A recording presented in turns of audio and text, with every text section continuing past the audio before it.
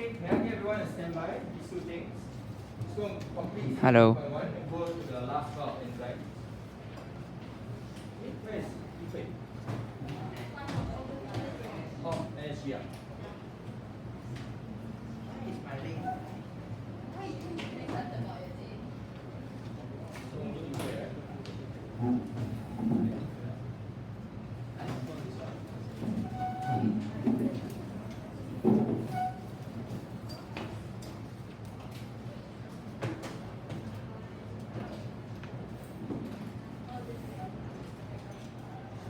Last week, I asked you to go back and complete this particular graph to show us what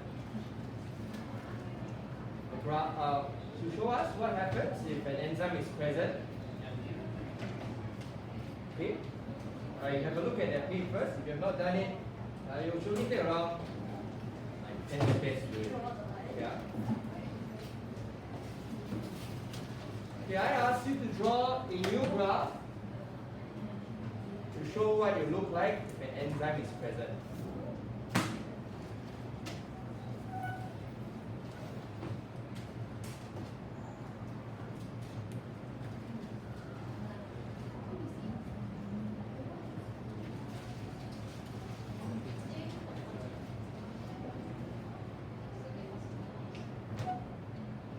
Feel free to talk to each other, yeah?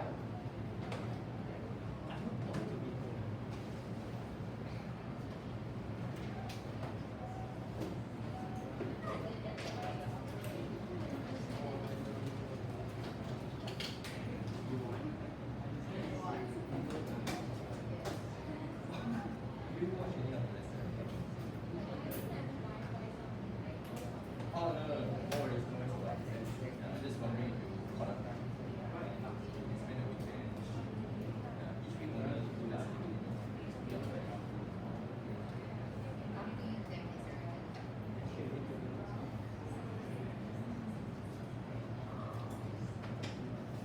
Okay? Or maybe to paint some context, what is this graph trying to show you? Okay. This is a graph of energy against progress of reaction.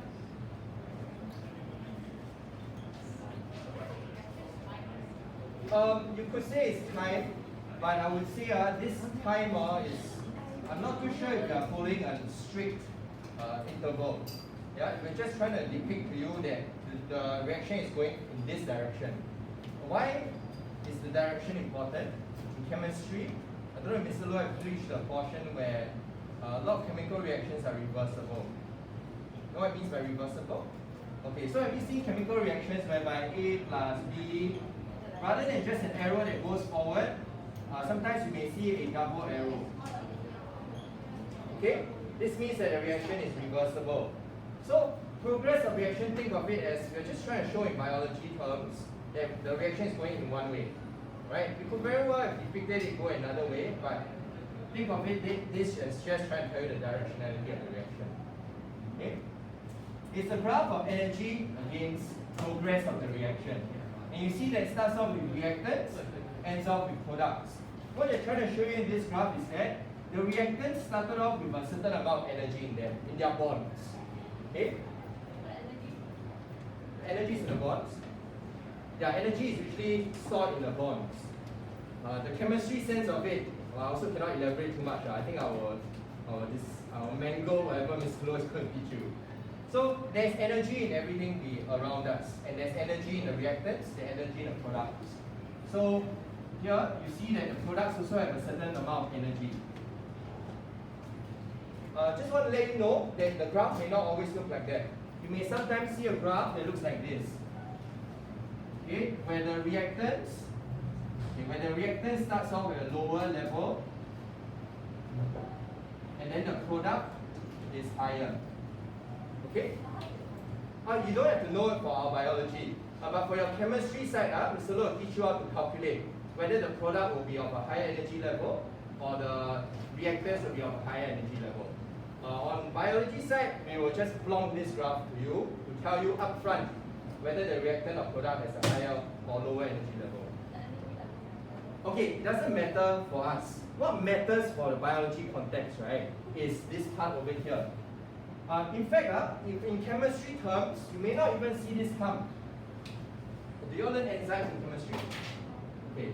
In chemistry, sometimes all you may see is a straight line to represent the energy level at reactants, and then a straight line down to show you the energy level of the products. Yeah?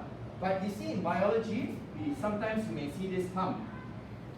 This term is telling you that for this reaction to progress from reactant to products, from A plus B to become C, actually we need a little bit of energy to kickstart the process. Okay? And we call this amount of energy that you need to kickstart the process as activation energy. Okay? Yes? Okay.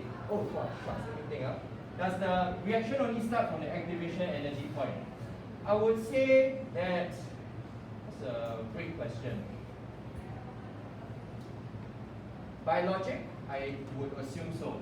This point over here is still building up, or rather, we still need to accumulate enough activation energy for it to actually happen. Yes? How does it accumulate this energy? Okay, so where does this energy, extra energy come from? It could come from the environment, one thing. You know when we heat up certain chemicals, we are supplying it with Ke, this energy to contribute to this activation energy. Okay? So they get it from the surroundings. Yeah, they get it from the surroundings. So, I think my point here is that inside our body, a lot of the reactions that take place require just that little spark of energy for the reaction to kickstart. Sometimes this spark of an energy that we need at the beginning is quite high. But enzymes come in to help to reduce the amount of activation energy required. So actually, if the amount of activation energy is reduced, then the reaction would not require as much energy to proceed. So what would such a graph look like? Okay, the graph looks something like that.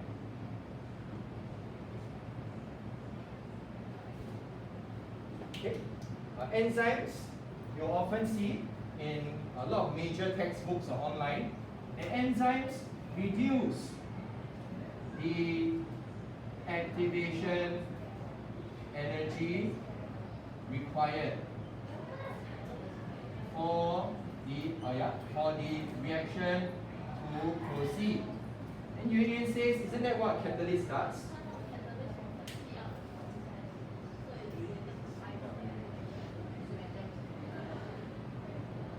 Okay, but you see, time and energy sometimes is correlated.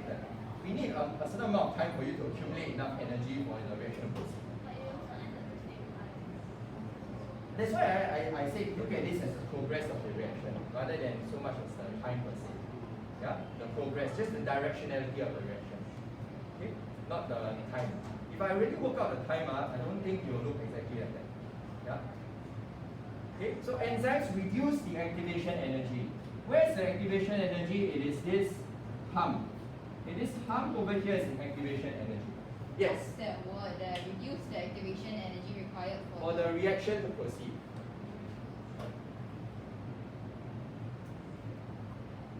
Sometimes you may see rather than write activation energy, you may see the word E, capital E, and a small a below. It means the same thing.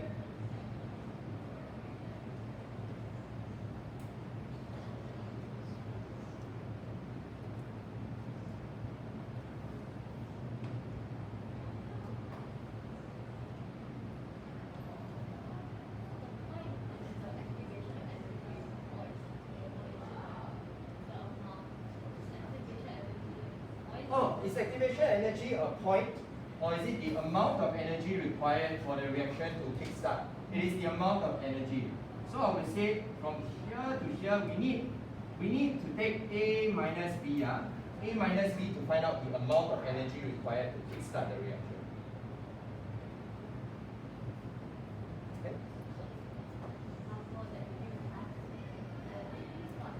Yeah, it's like a threshold you need to cross before you can kickstart your reaction. Yes?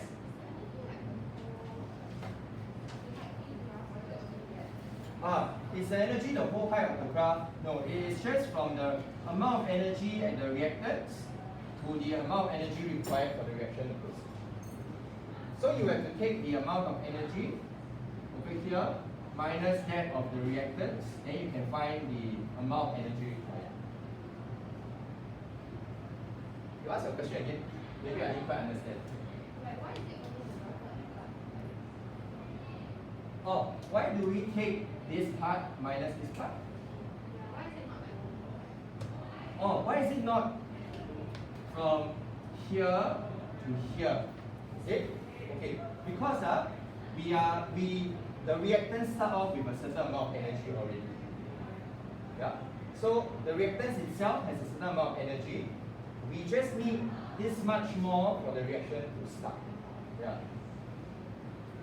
That being said, if I change the direction of the reaction is going the opposite way. Now this is the reactant, and this is the product.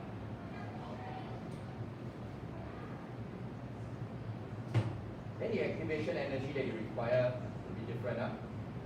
Okay? So to calculate activation energy required for reaction to proceed, you will always take the highest point of the hump minus of the amount of energy that the reactant already has. Okay? So if the reaction were to proceed in this direction, then the activation energy will be here and here. Yes? When you draw the graph, do you draw the product energy first or the reactant energy first? We always do reactant first and then the product. So maybe that was confusing. Let me flip the graph then. Let's use this same graph but flip it the other way around. Okay, because know that some reactions can proceed in two directions. So let's take this graph but we flip it. Okay, let's do a mirror image of this graph. We get the reaction to proceed in the opposite direction. So it starts off with the reactant. Okay, so we go reverse up. Now the product is the reactant. Then this is the product. Where would the activation energy be? It will be from the highest point, subtract the energy that the reactant already has. Okay? So I'm just showing you the opposite way. If you have a reversible reaction. How does it reduce? That's a great question. It can reduce in many different ways. Some enzymes may reduce the amount, after the substrate fits in, may induce some stress on the bond itself. Then we require a little bit, we require less energy to snap the bond perhaps. So every enzyme will have a different mechanism of how they can reduce this amount of energy required for the reaction. Do you also like lose it to the environment, just like how it gains it? Lose what? Lose the energy. What lose the energy? Like, you need to reduce the energy to become product. Oh, okay. So you're saying where does this go, is it? Yeah. Okay. It's not that it goes anywhere. It's just that now I require less input for the reaction to start. Yes, Anu. Okay.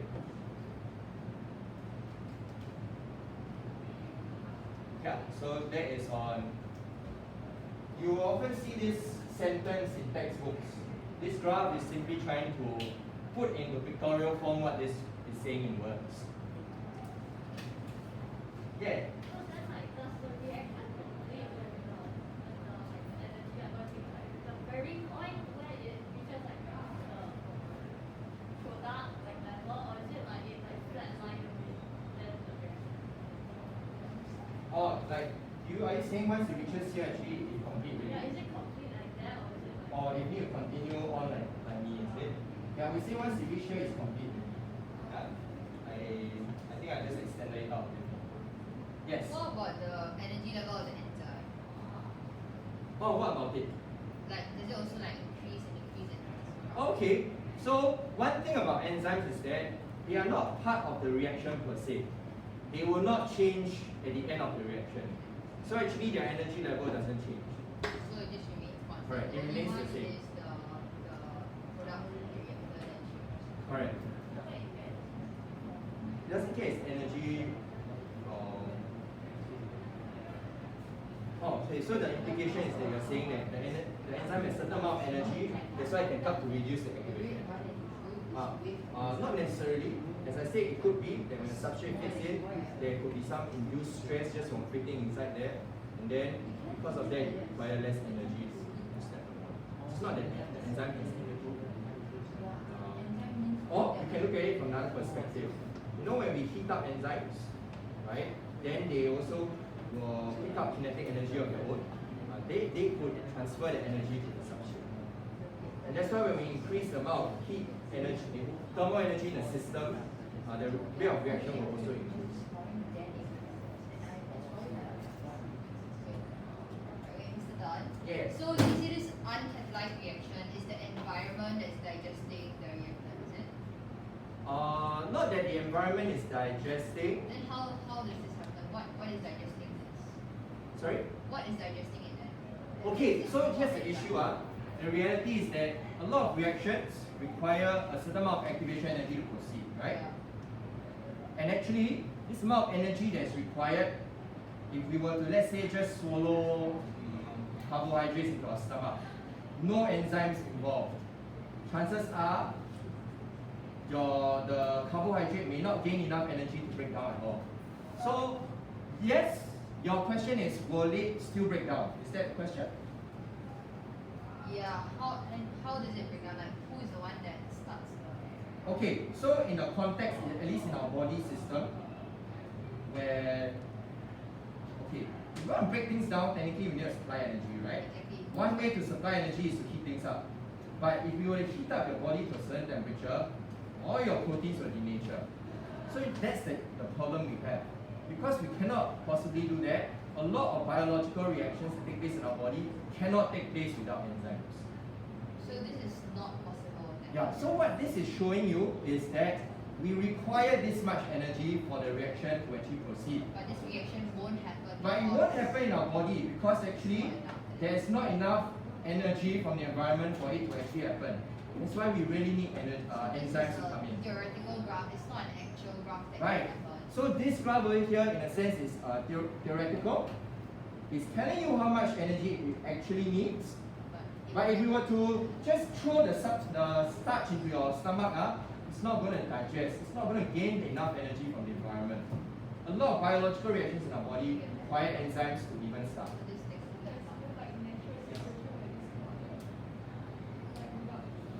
Biological reactions at the very least. I do not know of any biological reactions that take place in our body to keep ourselves alive that does not require an enzyme. Those that don't require an enzyme, right, it could very well be poisonous to our body. There is no control, you know. Can you imagine you swallow something that can proceed in a certain direction and produces a product where you cannot control? It could be poisonous to our body. Yes? So it's like, could you like put the starch in like, I'll take the starch, like it's not in the body, but then you just shake it up and then you will make the product. You put a lot of kinetic energy. Okay. Yeah. Okay, here's something interesting. When we say that we heat something up with thermal energy, then the particles will gain kinetic energy, right? So, okay, but then now the assumption you're making here is that if I shake something, it will gain kinetic energy. Okay.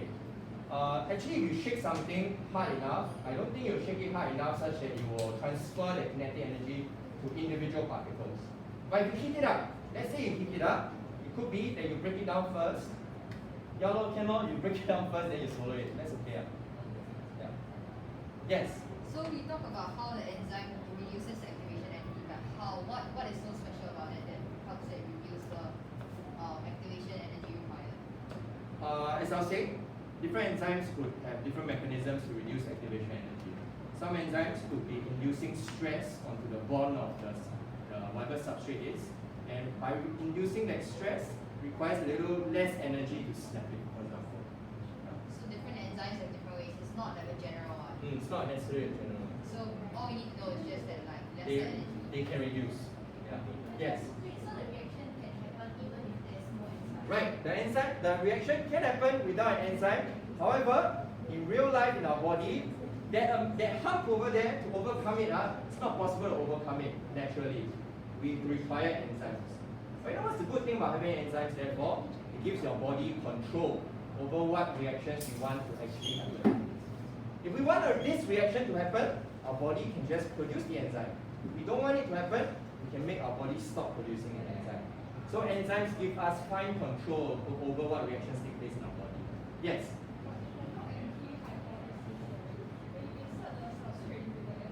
Yeah.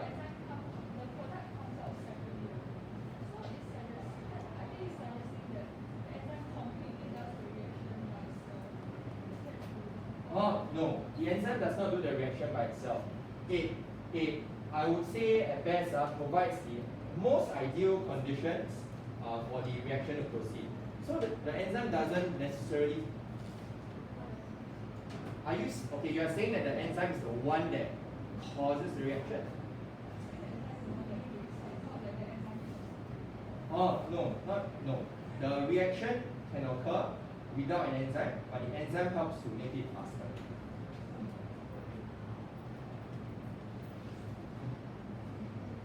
Okay? Yes. Energy, you could say inside the molecule, yeah. But then the question is, where exactly is the energy? The best I could say is the energy is stored in the bonds. They are holding the molecules together. You want to push me a little bit beyond that, right? Actually, my chemistry knowledge is so good. Yes. Oh, can you like stop it like that? I don't think so. Once you cross that threshold, it should proceed. It's just a downward slope. Yeah, it's auto already once you cross that threshold.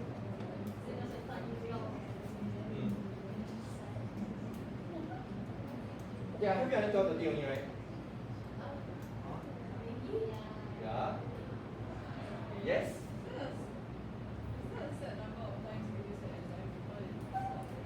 Oh, let me think.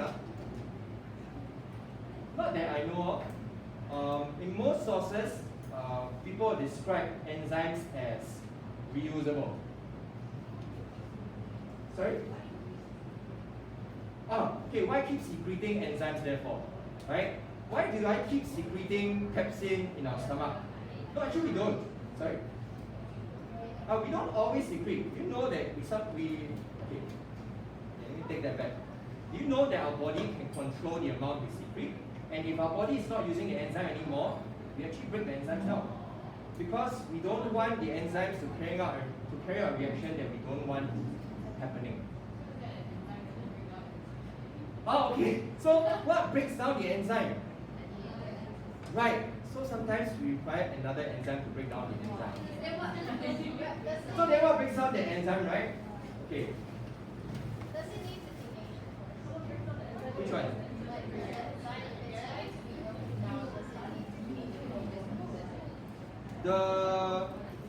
Not denature, but when an enzyme breaks down another enzyme, usually it will be chopping up into pieces. So that's not really denaturing. That's not unfolding. That's like breaking it down into pieces. Not necessarily. Yeah, you could be eating your own enzyme. Okay, so if you are, in reality, a lot of reactions require a whole slew of enzymes to proceed. If you were to Google the word enzyme inhibition, yes. Yeah. Right. Okay, so whatever I said about the pH, extreme pH denaturing enzymes or proteins, that is something you can take as a generalization. Some enzymes function best at high pH. Actually, every enzyme has their own optimal pH. You've heard this before. Yeah? What makes an enzyme have an optimal pH? It could be that at this particular pH, just the right number of ionic bonds are disrupted so that the shape of the active site is the most ideal. So that's why different enzymes has different ideal pH. Some may, and therefore, for the stomach, it's extreme pH, right? That could be the right amount of disruptions here and there to cause the fold to adopt a certain conformation, and the active site is just right. So if you want the vaccine to denatured, then it should be that alkaline. Right, okay, so actually if we really want to mess up pepsin, right, actually its ideal environment is really the most acidic environment. We have to go the opposite way.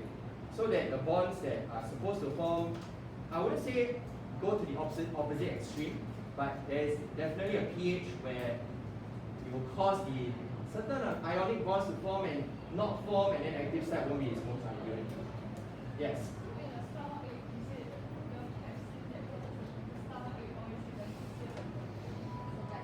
Causes what?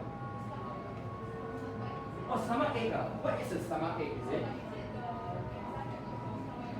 Oh, okay. So the assumption here is that when you have a stomach ache, it is the enzyme digesting the walls of your stomach, is it? Okay, so a stomach ache that you feel is actually severe contractions of your muscular walls in the stomach. Sometimes these contractions are caused because it wants to force you to eject out whatever random shit you just ate, right, out of your body. Right? So you feel those contractions. It's not actually for fun. Think of it this way, when you contract this way, right, it's trying to force the poison or whatever you ate out this way or down the other way. Oh, okay, acid reflux, right? Let's say you get gastric pain. It is not the enzyme, it is more of the acid that is causing the feeling that you're feeling. Have you ever after a run, then you feel this burn down your throat? Yeah, that burn you're feeling, right, is actually of the acid that you're feeling. What's acid reflux? Acid reflux means you vomit out. Acid means acid. So have you ever, after a run, right, then suddenly you then you get heartburn? Have you felt heartburn before? Heartburn is just acid, right, going up your esophagus all the way up to your throat. Then you feel that burning sensation, that's all your HCl, your stomach burning you. Yes? Yes? When you say that the enzyme has the optimal pH, right? Then doesn't it and then the optimal pH would mean that if the active site is the most ideal shape, then doesn't that mean that all enzymes are using the induced fit model? Because then only at that one pH okay. then they will have the Understand what you're saying. Other than the optimal pH, then they will have to shape themselves a different way. Right, okay, but then the induced fit model says that it is after the substrate binds to it, then you'll change the shape a little bit more. But in your case, it is when you change the scale of the pH, the active site will slowly adopt its most ideal. So actually it's two separate things. The induced fit model suggests that only when the substrate fits in, then you'll cause the enzyme to change its shape a little bit more. So even the log and key model will change shape in different pH. Right, yeah. So are you? Oh, you are what? Okay. Oh yeah, question. Wait, let me collect myself. My brain is running on hyperdrive. Okay, yes, Shanice. Oh yeah. So you know the induced fit thing. So is it only after it reaches activation energy then it changes shape?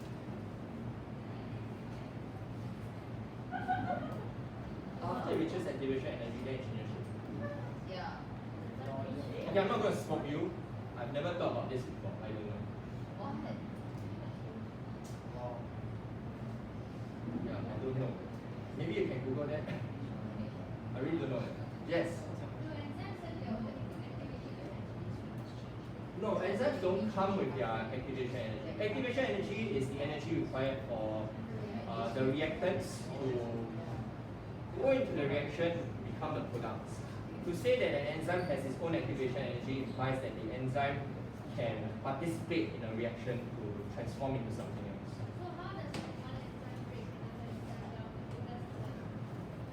Oh, okay. When you're looking at that context, sure. If you're looking at one enzyme break another enzyme, then okay, yes, fair enough. The enzyme that you are trying to break down would have its own activation energy. If that enzyme is now the substrate.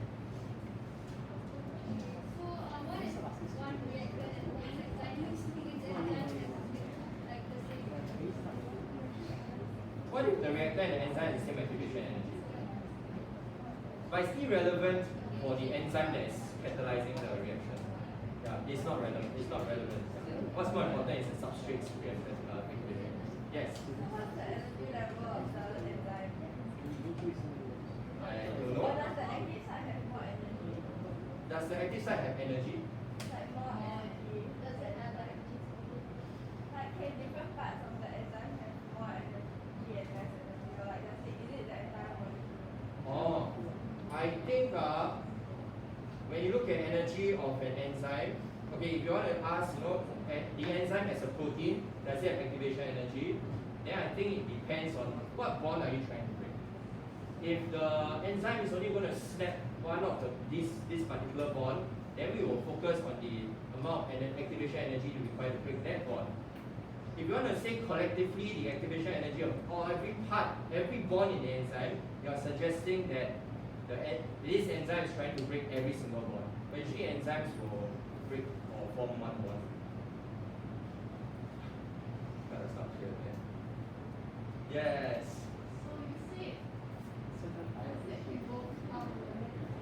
Oh wait, what are you talking about now? Oh, you're back to acid reflux. Okay, yes. Oh, this year asked if acid can go up, can go down. Yeah. Where does acid go? Why does it what? Why does it go up? Yeah. It's really just to your natural reflex, right? To try to get rid of bad stuff. So you eat something wrong. I mean, you probably all felt it before. Who can have vomit in their whole life? Oh, okay. Why after running? I have no idea. Why after run, then you like? Let me think.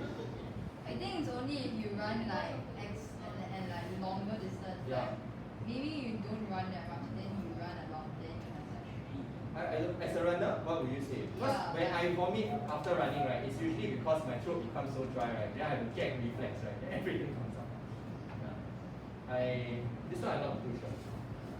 Yeah, I feel like we need to. Okay, wait. I need to rethink whether we have the time for this. Then now it's 12:06. Our class is really fast in our syllabus. So okay, we can talk. Yes, Yon. So the point is to get it out of the stomach, right? And why can't it be smelled outside? It's fast. Okay, let me think.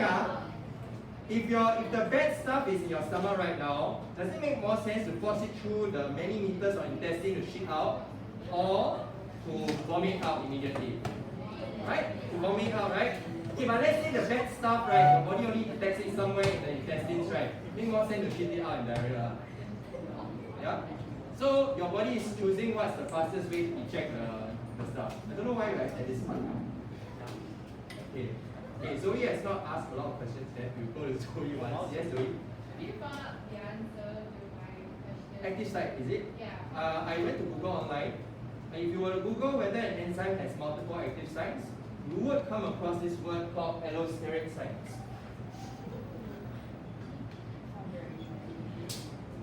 This is not what I would consider an active site. Okay? A lot of sources may say an allosteric site is an active site. Okay, so what do I mean? If you look at this as the enzyme, it is the active site. A lot of enzymes have one more binding site. Okay, a lot of enzymes have one more binding site. I don't consider this an active site. Because what is this binding site for? This binding site what it does is help to regulate whether this enzyme carry out its function or not. When you go to SH site, you will learn that a lot of enzymes have something called inhibitors. Inhibitors, what they do is that they can stop the enzyme from carrying out its function. But sometimes we don't want to go through the trouble of destroying this entire enzyme. Then when we need it, suddenly we need to reform it again. So what would be a better way? What if we have something that can bind to the enzyme that causes it to change its active site shape temporarily such that it cannot function anymore? Then if I require it again, I break down this inhibitor, then the active site can return to its original shape. That is what an allosteric site is for. An allosteric site is an alternative binding site, but it's not for a substrate. It's not for a reaction. It is to control the enzyme. So is this part the allosteric site in our syllabus? No, it's not. So there isn't like a second active site. Not that I could find. Yeah. Oh, but then when I was researching, right, then I came across a 2021 research paper. You nodding as though you saw it too. 2021 research paper that is they are trying to synthesize artificial enzymes like you all were asking last week. Can you make artificial enzymes? So they are trying to synthesize artificial enzymes with more than one active site. Because if technically you can do that, it's a breakthrough. Then you can one thing or carry out two things.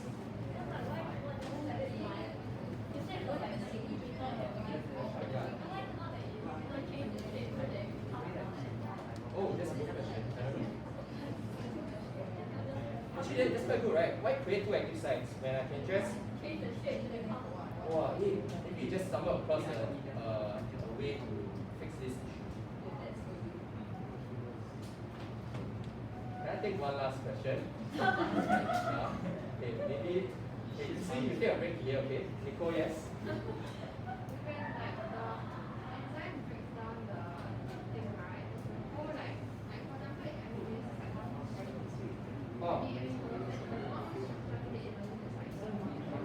Oh, the enzyme binds to just that one glycosidic bond, then then moves on to the next glycosidic bond. So it doesn't, I wouldn't say the entire substrate bind, that region of the entire long strand binds. Oh, I would say it's that part, because only that part is truly binding. Yeah? When you have one long sandwich, it's not like you squeeze the whole sandwich into your mouth, right? You will bite one small segment, then you move on to the next segment, right? Enzymes are like that also.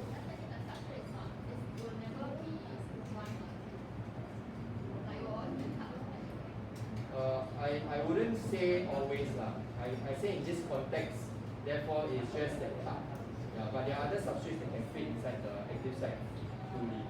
By the way, the thing that binds to the allophoric site, would it be considered a substrate? Not that I've seen it, people call it a substrate. They often call it an activator or inhibitor. It depends on whether when it binds or what is its purpose.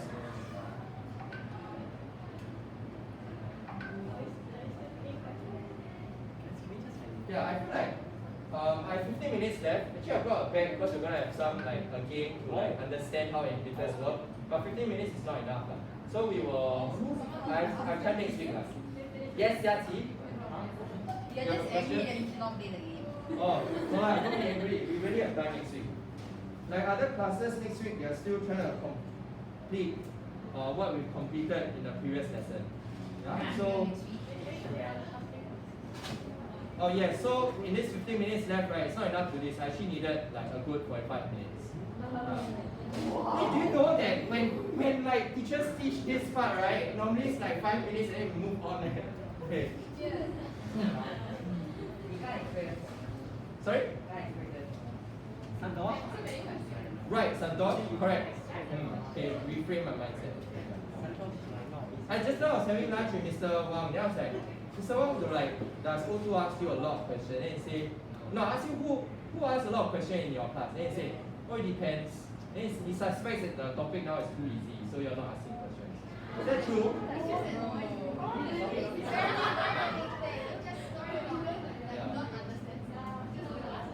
Then I was like, never ask question. Yeah, I was like, I put one more mouth of food in my mouth. Then I was like, yeah. Okay, in my years of teaching advanced science, I've never had a class that made me talk until I have sore throat. I'm getting a sore throat now. Yeah?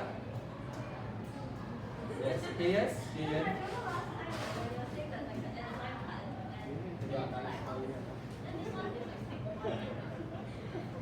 It depends on the substrate.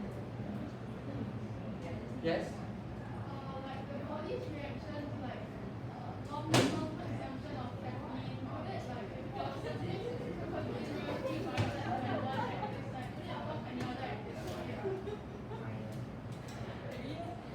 Not that I know of. Yeah. I know that when things bind, it can either cause the active site to be ideal or not ideal. Yes.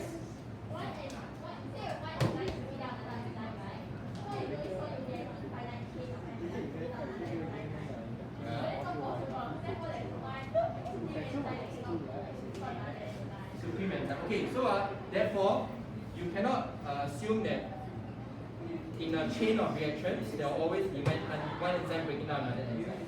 Like in this case, right, all that's needed to stop this enzyme is for another small protein to bind to.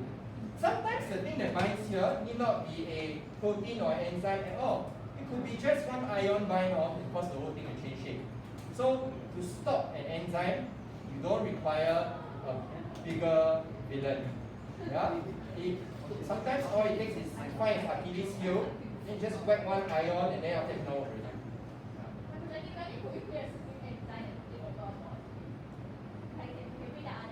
These are the words of a mad scientist. Can't hang over the world, yeah. But this one you can sell to a lot of countries. I have the supreme enzyme here to destroy all things. Okay, we listen to Kai-Sin. I feel I've not heard her today yet. Can the body only like regulate stuff that happens by itself? Okay, can the body only regulate something? Yeah? Say again, slowly.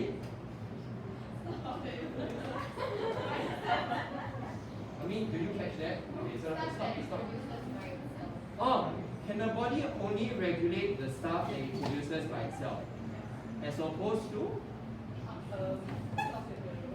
When you eat an enzyme. Oh, okay. Hey, but on that note, have you ever seen, forget the slide, right? Hey, have you ever seen those products, right, where they say, hey, look, this product here is you eat the enzyme, right? Okay, I want you to think carefully, Enzymes are made of proteins, right? If you eat an enzyme, right, it may not necessarily still function after you reach your stomach, Enzymes are proteins. So all those products that market themselves as, oh, you eat this supplement, you can get more enzymes, you must think twice. Because enzyme is protein in nature. Once the enzyme in the stomach, it may very well just be digested in amino acids. Sorry, Kai-Sin, what's the question? What? Oh, can you only regulate reactions that... That is already. Like you said they can regulate enzymes. Is it only enzymes that it produces by itself, or like somehow you get an enzyme? Oh, I would say that it's most likely you can only regulate the things that you produce yourself. And that's why if you were to consume something that you're not supposed to consume and your body doesn't have the enzyme to regulate the reaction, or it could very well cause your body to go right? Yeah? If you somehow get like enzyme in its enzyme form, or you mess up with something. It may, yeah. But that's what poisons are sometimes. Sometimes poisons are just about finding the right enzyme or the right substrate that looks like its counterpart in the body, and it takes over the reaction in the body and it messes up whatever is supposed to have originally happened.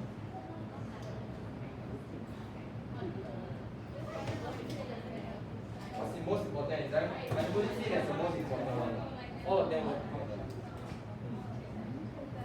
Right. Oh, shucks, sorry. What?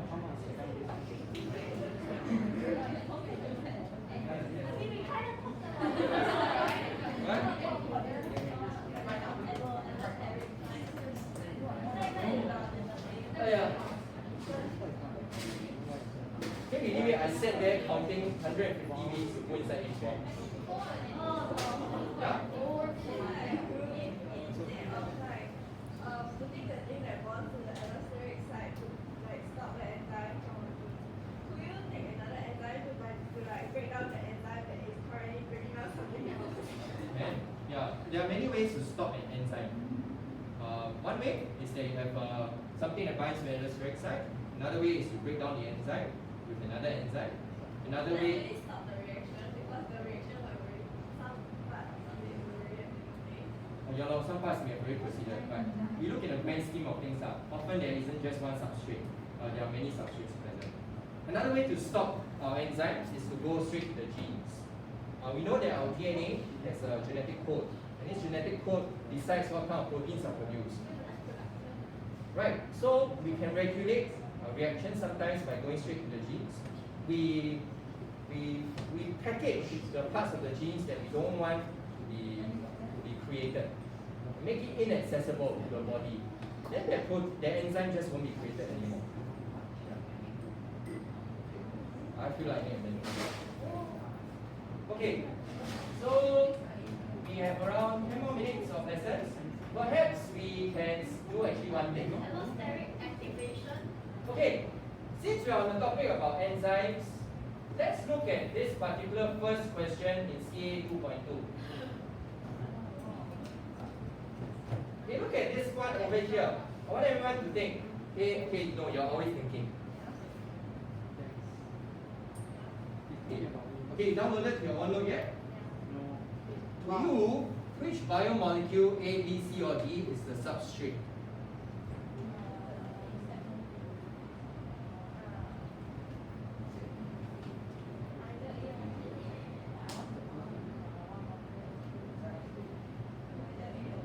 Only one of them is the substrate. Right? A to D, only one of them is the substrate. Which one do you think is the substrate? Are you having trouble deciding which is the substrate?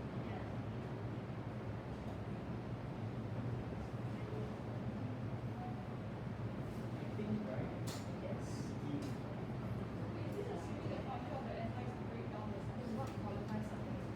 Right. Okay. Thanks, Tai Yu. Yes, we are making an assumption that its function is to break down this substrate.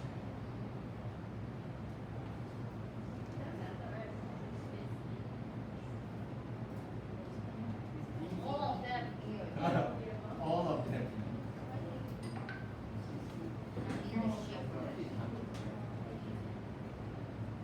No, I said which biomolecule? Yeah, actually only one of them is a substrate. How do you know? Yeah, how do you know?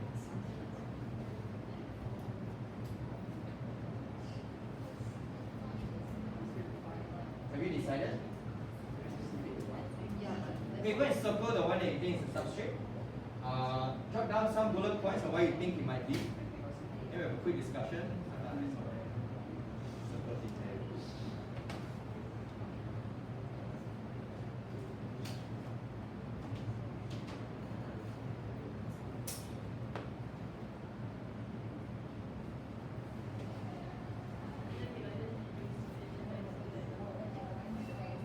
Points.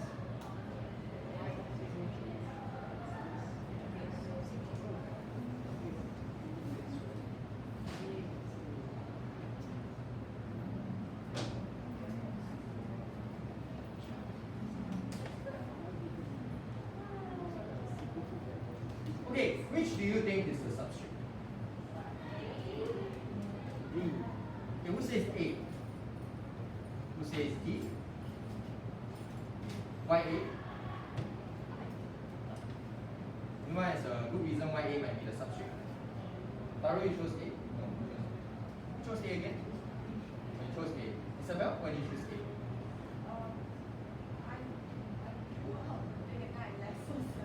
Oh, and it fit in. Okay, D doesn't fit? D a bit more. Then for those that chose D, why did you choose D? Santosh, did you choose D? Why did you choose D?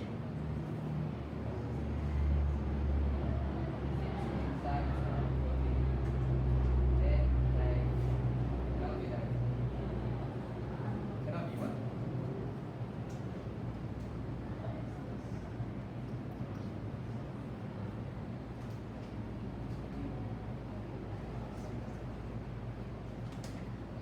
I have a question. Yeah, go ahead. Okay, so if the enzyme is doing, does the substrate need to be Oh, don't need. Yeah, the substrate can be any biomolecule. Yeah, need not be a protein. Actually, none of them have proteins, right? Okay, the real substrate is D. D. why? Okay. But A can also bind. So there's two answers. Okay, so okay, but the idea of a substrate is something that will, at the end of it, go through the reaction. Wait, so the only criteria for substrate to match with the enzyme is the shape. Yes, that's the only thing the substrate can do. The enzyme could induce fit, but the substrate, that's the only thing. That's the only factor you could change, right? The shape. As well as whatever is on the surface that can interact with the active site. What if like one molecule it has different structure of that same molecule? Like structure isomer. Different Different structure, like it looks largely similar. It's the same chemical formula but different structure. Right. So does that mean it will be digested by different enzymes because the shape will not be the same? If the shape is off, right? Yeah, we need a different enzyme. Okay. Okay, so in this particular scenario, why I presented this to you is because I found out that both A and D, okay, these are real things. This enzyme here is called enzyme succinate dehydrogenase. Just for your information. If you really want to look it up. Succinate Does it actually look like this? dehydrogenase. Does it really look like this? Of course not. This is a schematic of what it looks like. D is its real substrate, succinate. When it binds to the succinate dehydrogenase, it forms enzyme substrate complex to catalyze the reaction, lower the activation energy, so on and so forth. A is interesting. A, by virtue of its shape, it can bind to the active site temporarily, but just enough to block out the real substrate from going in. Yes. Then how will you tell the difference like between which one between A and B is the actual substrate of it? There is no way to tell, at least in this scenario. Okay, I created this question purely to show you that sometimes there may be two different biomolecules that shape are so similar that they can both fit in the active site. Why am I showing you this? Because actually, in the biological world, sometimes we have these things called competitors. Sorry, not competitors. Competitive inhibitors. Okay, why are they called competitive inhibitors? Actually, they don't participate in any reaction, but by virtue of the fact that they have the same shape, they can sneak its way into the active site. But in that moment when it's in the active site, the original substrate cannot go in because it's temporarily the reaction site is being occupied. We call these things competitive inhibitors. For something to be a competitive inhibitor, its shape needs to be very similar in shape to the actual substrate.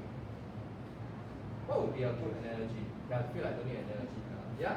So like if you put one of those inhibitors into like an area where the enzyme and the substrate are like together, then will it stop the enzyme from breaking down the substrate? Okay.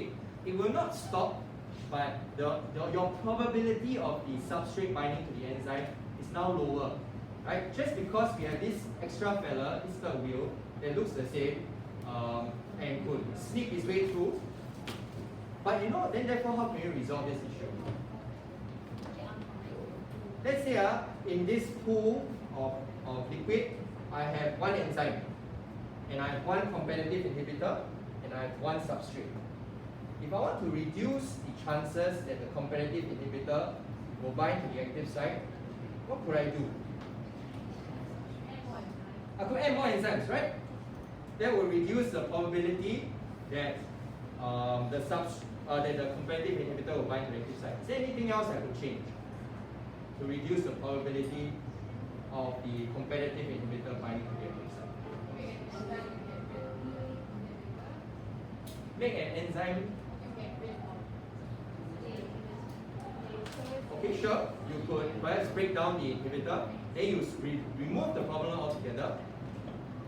What if we keep the competitive inhibitor there? Is there one more factor I could change to reduce this chance? I could increase the amount of substrates present, right? Imagine if I put in 100 substrates in just one competitive inhibitor and one enzyme, the probability of the enzyme binding to a substrate is just very, very high. So competitive inhibitors become a problem when we have too few substrates. But we can overcome this problem when we have a lot and a lot of substrates present. But this is for next week in our course. Yes? So then when the competitive inhibitor goes binds itself to the enzyme, does it also like form bonds or anything?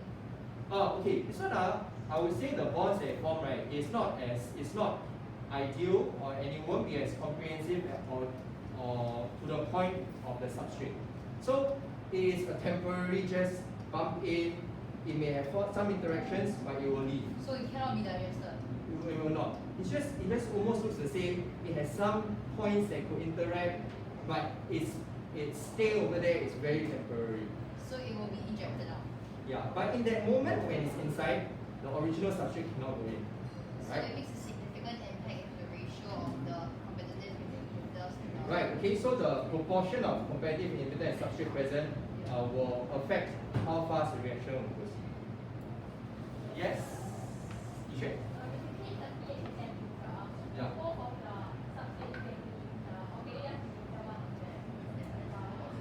Well, I don't know that. It's hard to say. Everything has an ideal pH and temperature. Okay, I need to stop now. Okay, yes, one more. Yes.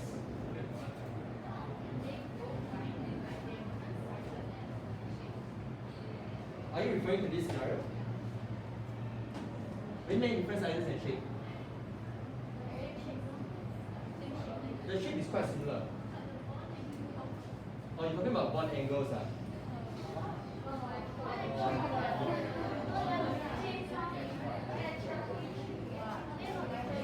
How will the bond angle be different?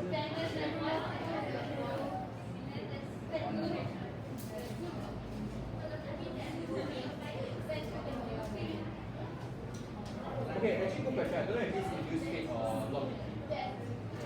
But the fact is that their shape in real life actually is very similar. I'm not too sure about the bond angle. Yeah, I think we really need to go into the next segment. I just want to ask. Okay, last one for Chinese. Yeah. So the answer to this question, why is D, is because the shape of D is fits in. That's all. It's just because of the shape. Yeah. But in this question without context, if we say A, will you mark us wrong?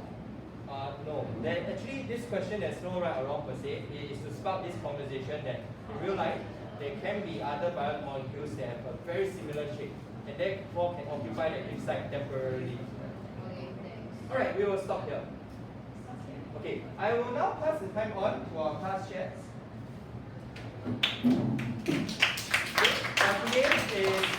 Today International Friendship Day? I don't know.